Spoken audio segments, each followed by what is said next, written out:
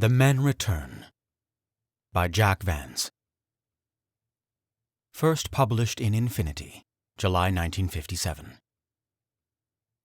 The relict came furtively down the crag, a shambling, gaunt creature with tortured eyes.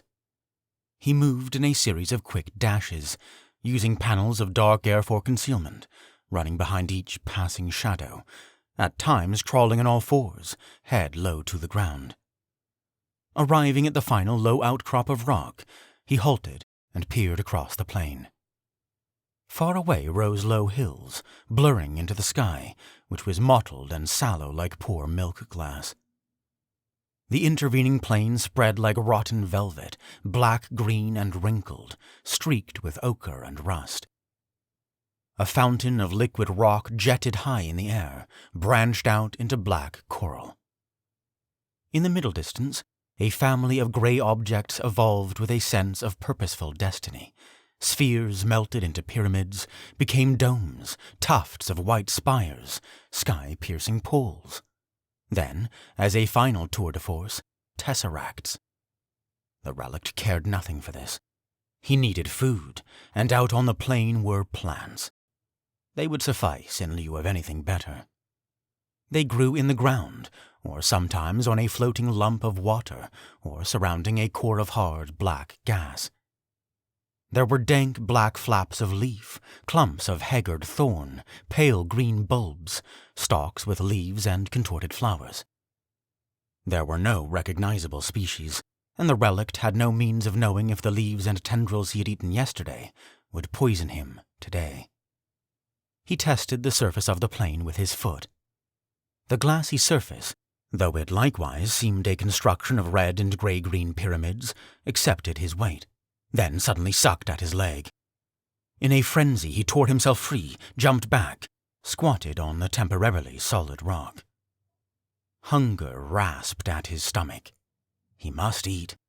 He contemplated the plain. Not too far away a pair of organisms played, sliding, diving, dancing, striking flamboyant poses. Should they approach, he would try to kill one of them. They resembled men, and so should make a good meal. He waited. A long time, a short time, it might have been either. Duration had neither quantitative nor qualitative reality. The sun had vanished, and there was no standard cycle or recurrence. Time was a word blank of meaning. Matters had not always been so.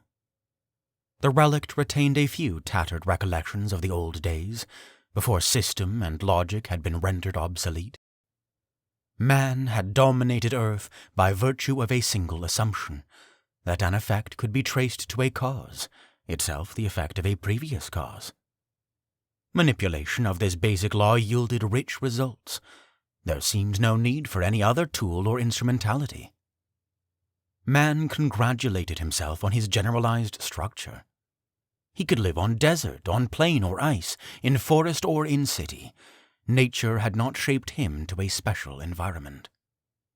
He was unaware of his vulnerability. Logic was the special environment. The brain was the special tool.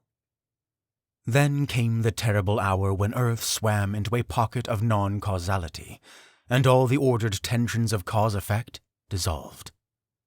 The special tool was useless. It had no purchase on reality. From the 2 billions of men, only a few survived. The mad.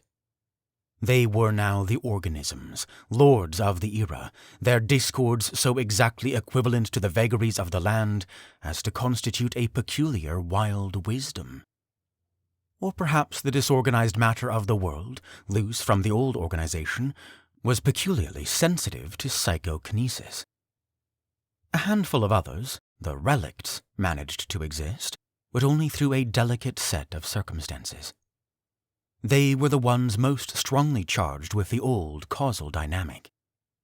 It persisted sufficiently to control the metabolism of their bodies, but could extend no further.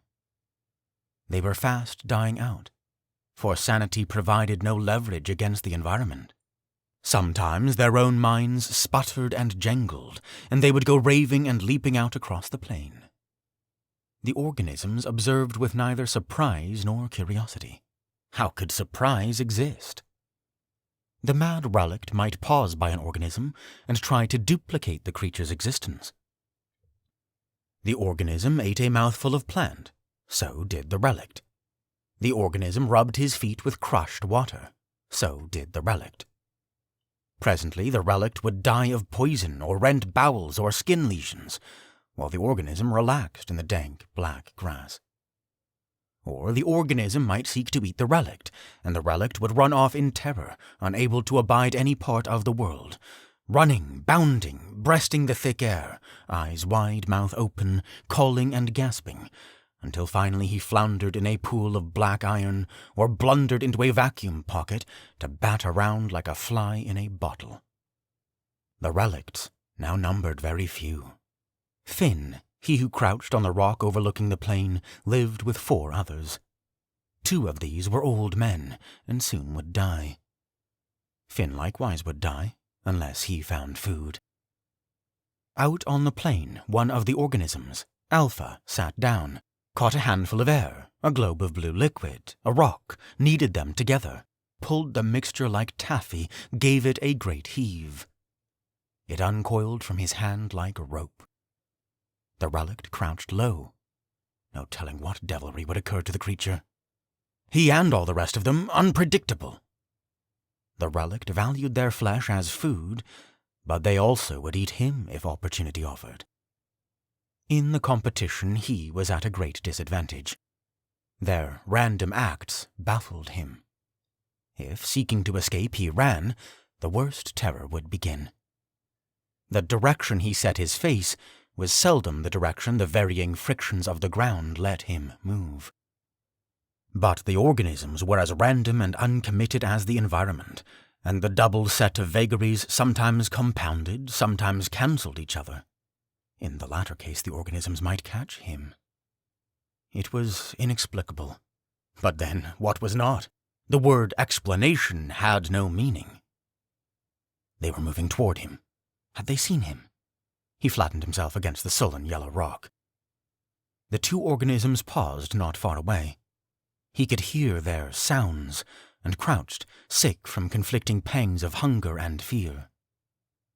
Alpha sank to his knees, lay flat on his back, arms and legs flung out at random, addressing the sky in a series of musical cries, sibilants, guttural groans.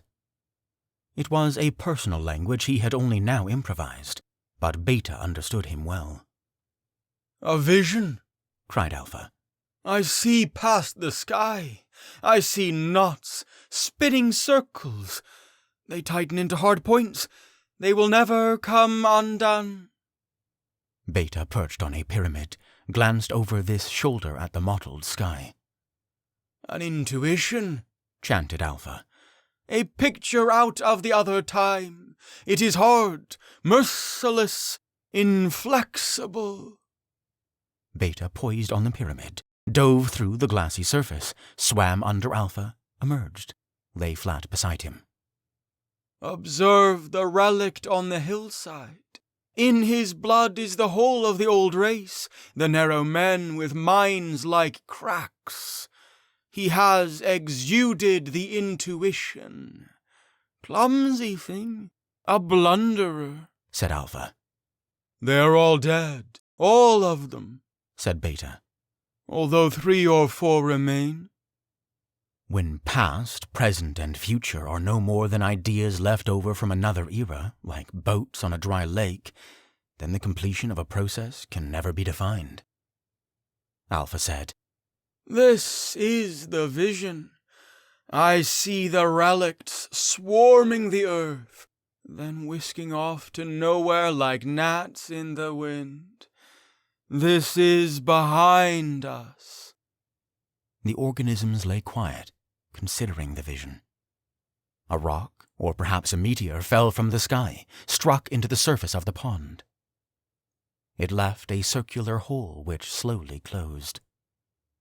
From another part of the pool, a gout of fluid splashed into the air, floated away. Alpha spoke. "Again, the intuition comes strong. There will be lights in the sky. The fever died in him. He hooked a finger into the air, hoisted himself to his feet. Beta lay quiet. Slugs, ants, flies, beetles were crawling on him, boring, breeding. Alpha knew that Beta could arrive, shake off the insects, stride off. But Beta seemed to prefer passivity. That was well enough. He could produce another Beta should he choose, or a dozen of him. Sometimes the world swarmed with organisms, all sorts, all colors, tall as steeples, short and squat as flower pots. I feel a lack, said Alpha. I will eat the relict. He set forth, and sheer chance brought him near to the ledge of yellow rock. Finn the relict sprang to his feet in panic. Alpha tried to communicate so that Finn might pause while Alpha ate. But Finn had no grasp for the many valued overtones of Alpha's voice. He seized a rock, hurled it at Alpha. The rock puffed into a cloud of dust, blew back into the relict's face. Alpha moved closer, extended his long arms. The relict kicked. His feet went out from under him, and he slid out on the plain. Alpha ambled complacently behind him. Finn began to crawl away. Alpha moved off to the right. One direction was as good as another. He collided with Beta, and began to eat Beta instead of the relict. The relict hesitated, then approached and, joining Alpha, pushed chunks of pink flesh into his mouth.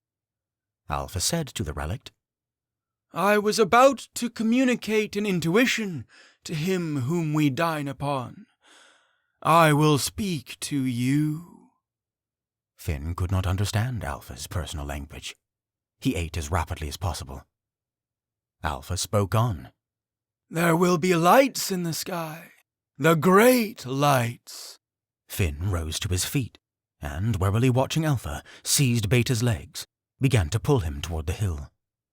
Alpha watched with quizzical unconcern. It was hard work for the spindly relict. Sometimes Beta floated, sometimes he adhered to the terrain. At last, he sank into a knob of granite which froze around him. Finn tried to jerk Beta loose, and then to pry him up with a stick, without success. He ran back and forth in an agony of indecision. Beta began to collapse, wither like a jellyfish on hot sand. The relict abandoned the hulk. Too late, too late. Food going to waste. The world was a hideous place of frustration. Temporarily, his belly was full. He started back up the crag, and presently found the camp where the 4 other relicts waited. 2 ancient males, 2 females. The females, Gisa and Riek, like Finn, had been out foraging. Gisa had brought in a slab of lichen, Riek a bit of nameless carrion. The old men, Boed and Taggart, sat quietly, waiting either for food or for death. The women greeted Finn sullenly. Where is the food you went forth to find? I had a whole carcass, said Finn. I could not carry it. Boed had slyly stolen the slab of lichen and was cramming it into his mouth. It came alive, quivered, and exuded a red ichor which was poison, and the old man died. Now there is food, said Finn. Let us eat. But the poison created a putrescence. The body seethed with blue foam, flowed away of its own energy. The women turned to look at the other old man, who said in a quavering voice, Eat me if you must, but why not choose Riek, who is younger than I? Riek, the younger of the women, gnawing on the bit of carrion, made no reply. Finn said hollowly, Why do we worry ourselves? Food is ever more difficult, and we are the last of all men. No, spoke Riek. Not the last. We saw others on the green mound. That was long ago, said Gisa. Now they are surely dead. Perhaps they have found a source of food, suggested Riek. Finn rose to his feet, looked across the plain. Who knows? Perhaps there is a more pleasant land beyond the horizon. There is nothing anywhere but waste and evil creatures, snapped Gisa. What could be worse than here? Finn argued calmly. No one could find grounds for disagreement. Here is what I propose, said Finn. Notice this tall peak. Notice the layers of hard air. They bump into the peak, they bounce off, they float in and out and disappear past the edge of sight. Let us all climb this peak, and when a sufficiently large bank of air passes, we will throw ourselves on top and allow it to carry us to the beautiful regions which may exist just out of sight. There was argument. The old man Taggart protested his feebleness. The women derided the possibility of the bountiful regions Finn envisioned. But presently, grumbling and arguing, they began to clamber up the pinnacle. It took a long time. The obsidian was soft as jelly, and Taggart several times professed himself at the limit of his endurance. But still they climbed, and at last reached the pinnacle. There was barely room to stand. They could see in all directions, far out over the landscape, till vision was lost in the watery grey. The women bickered and pointed in various directions, but there was small sign of happier territory. In one direction, blue-green hills shivered like bladders full of oil. In another direction lay a streak of black, a gorge or a lake of clay. In another direction were blue-green hills, the same they had seen in the first direction. Somehow there had been a shift. Below was the plain, gleaming like an iridescent beetle, here and there pocked with black velvet spots, overgrown with questionable vegetation. They saw organisms, a dozen shapes loitering by ponds, munching vegetable pods or small rocks or insects. There came Alpha. He moved slowly, still awed by his vision, ignoring the other organisms. Their play went on, but presently they stood quiet, sharing the oppression. On the obsidian peak, Finn caught hold of a passing filament of air, drew it in. Now, all on, and we sail away to the land of plenty. No, protested Gisa. There is no room, and who knows if it will fly in the right direction? Where is the right direction? Asked Finn. Does anyone know? No one knew, but the women still refused to climb aboard the filament. Finn turned to Taggart. Here, old one, show these women how it is. Climb on. No, no, he cried. I fear the air. This is not for me. Climb on, old man, then we follow. Wheezing and fearful, clenching his hands deep into the spongy mass, Taggart pulled himself out onto the air, spindly shanks hanging over into nothing. Now, spoke Finn. Who next? The women still refused. You go then, yourself, cried Gisa. And leave you, my last guarantee against hunger? Aboard now. No, the air is too small. Let the old one go, and we will follow on a larger. Very well. Finn released his grip. The air floated off over the plain, Taggart straddling and clutching for dear life. They watched him curiously. Observe, said Finn, how fast and easily moves the air. Above the organisms, over all the slime and uncertainty. But the air itself was uncertain, and the old man's raft dissolved. Clutching at the departing wisps, Taggart sought to hold his cushion together. It fled from under him, and he fell.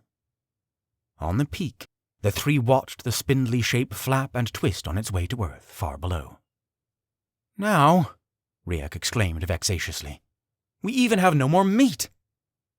None, said Gisa, except the visionary Finn himself. They surveyed Finn. Together they would more than outmatch him. Careful, cried Finn. I'm the last of the men. You are my women, subject to my orders. They ignored him, muttering to each other, looking at him from the side of their faces. Careful, cried Finn. I will throw both of you from this peak.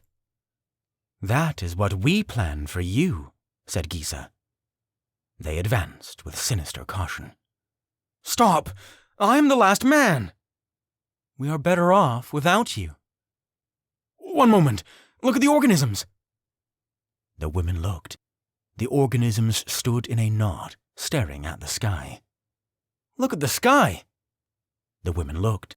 The frosted glass was cracking, breaking, curling aside. The blue sky of old times! A terribly bright light burnt down, seared their eyes. The rays warmed their naked backs. The sun, they said in awed voices. The sun has come back to Earth. The shrouded sky was gone. The sun rode proud and bright in a sea of blue. The ground below churned, cracked, heaved, solidified. They felt the obsidian harden under their feet. Its color shifted to glossy black. The earth, the sun, the galaxy had departed the region of freedom. The other time, with its restrictions and logic, was once more with them. "This is old Earth," cried Finn. "We are men of old Earth. The land is once again ours." "And what of the organisms? If this is the Earth of old, then let the organisms beware." The organisms stood on a low rise of ground beside a runnel of water that was rapidly becoming a river flowing out onto the plain. Alpha cried, "Here is my intuition. It is exactly as I knew. The freedom is gone. The tightness, the constriction are back." "How will we defeat it?" asked another organism. "Easily," said a third. "Each must fight a part of the battle. I plan to hurl myself at the sun and blot it from existence." And he crouched, threw himself into the air. He fell on his back and broke his neck. "The fault," said Alpha, "is in the air, because the air surrounds all things." 6 organisms ran off in search of air, and, stumbling into the river, drowned. "In any event," said Alpha, "I am hungry." He looked around for suitable food. He seized an insect, which stung him. He dropped it. "My hunger remains." He spied Finn and the 2 women descending from the crag. "I will eat one of the relicts," he said. "Come, let us all eat." 3 of them started off, as usual in random directions. By chance, Alpha came face to face with Finn. He prepared to eat, but Finn picked up a rock. The rock remained a rock, hard, sharp, heavy. Finn swung it down, taking joy in the inertia. Alpha died with a crushed skull. One of the other organisms attempted to step across a crevasse 20 feet wide and disappeared into it. The other sat down, swallowed rocks to assuage his hunger, and presently went into convulsions. Finn pointed here and there around the fresh new land. "In that quarter, the new city, like that of the legends. Over here, the farms, the cattle." "We have none of these," protested Gisa. "No," said Finn. "Not now. But once more the sun rises and sets. Once more rock has weight and air has none. Once more water falls as rain and flows to the sea." He stepped forward over the fallen organism. "Let us make plans." The end.